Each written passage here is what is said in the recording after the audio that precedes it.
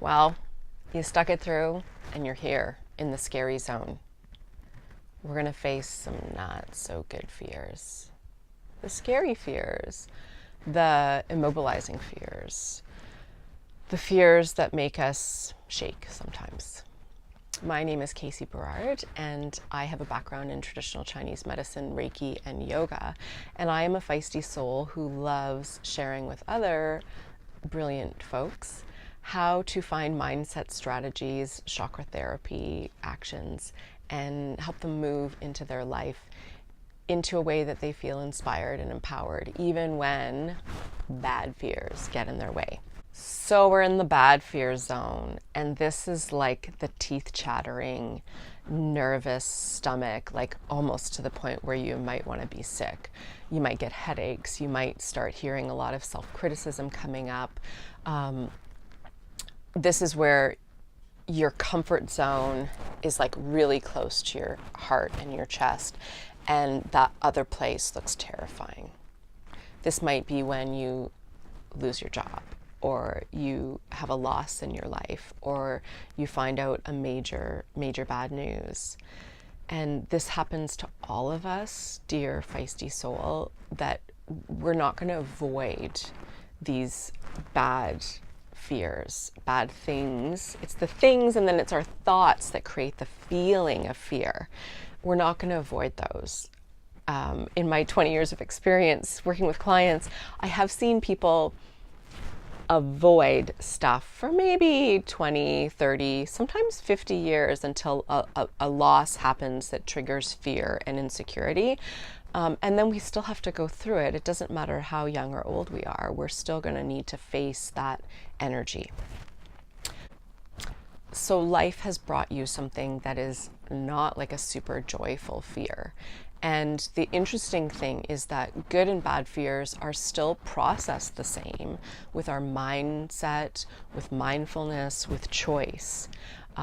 I love looking at the chakra systems and knowing that fear is in my first chakra, especially when bad fears come up, because this is when we tend to get really ungrounded and lose our center. And this makes complete sense to me with all my education.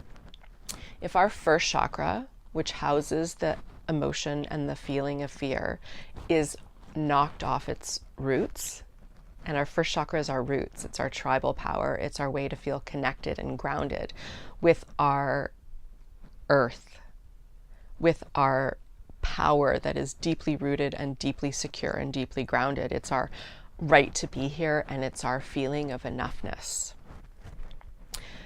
When we get knocked off of this, we need to find ways to reconnect with our roots, even though there might be chaos going on in our life. We can align, so we can reconnect. I'm pointing to the chakras. So there's the 7th, the 6th, the 5th, the 4th. The 3rd is in your belly. The 2nd is in your hips, and the 1st is right down through your legs. We can reconnect and ground into these chakras. The quickest way to do this is through walking or running. I love in the summertime, especially, I live in Canada, and right now there is like a sheet of like 2 inches worth of ice and more coming. So that's not really, I haven't trained myself to do cold therapy. So I might actually get like some sand or some earth and put my feet in it.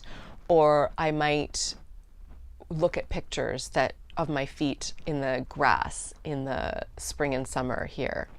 Or I've taken pictures of my favorite place up north where I'm on these big, beautiful rocks and I'm really grounded, and I've had my daughter take pictures of me meditating on those rocks so that I can remember that visualization and that feeling through images. And this is actually a really profound way to get through fear.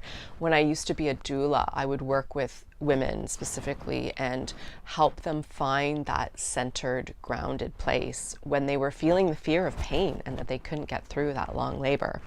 And that is often what most of life's fearful experiences are about, that we're afraid we're not going to get through it because we feel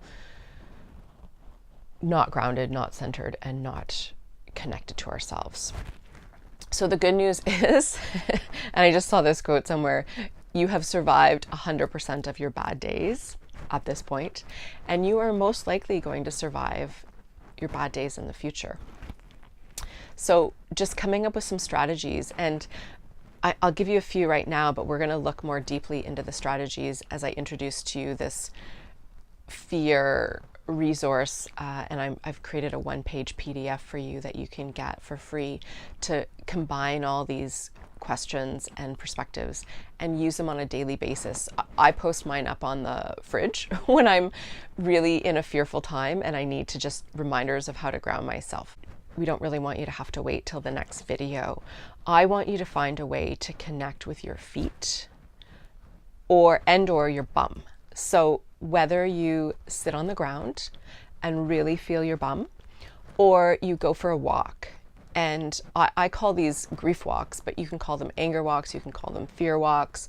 They're walks where your feelings become your friends. And that's what we're doing in this video series. We're trying to reconnect with the fact that all of our feelings are just guideposts on our path on this journey of life.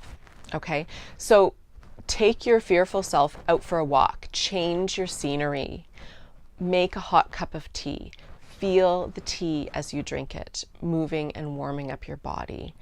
Journal write, brain dump all your fears onto a piece of paper. If you can't do these strategies, call a friend. Have someone on 911 fear phone calls. Now, I have it set up even that if I can't get a hold of that person, I can say on the message machine, I just need to vent my fears. You can erase it. I will call you later. And I just get all my fears out, because fear is just an energy, right? It's a energy that needs to dissipate. And in theory, scientists have shown that our neurotransmitters of emotions last on average about 90 seconds if we don't add another thought that stimulates more of that fear response.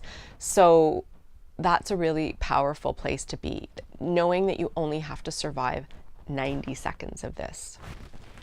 One interesting and really sort of, I find it extreme because I hate the feeling of cold, is to put an ice cube in your hand and hold that for like 30 seconds. And it just grounds you and distracts you and brings you back into the here and now. Like you're no longer thinking about whatever was scaring you. You're in your hand being cold and going, when is this going to stop? And it shifts that energy in your brain so that you can start in a fresh new space. So try some of those strategies. I'm going to summarize them and put them in the bottom of this video info section so you can see them quickly.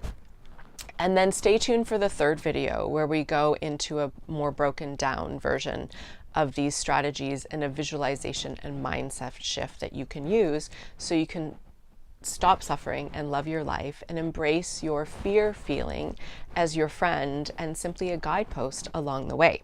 If you're excited about learning how to use your feelings as friends, please click the like button to let me know that you enjoyed this video or that you're excited about these ideas. You can leave a comment if you have more questions.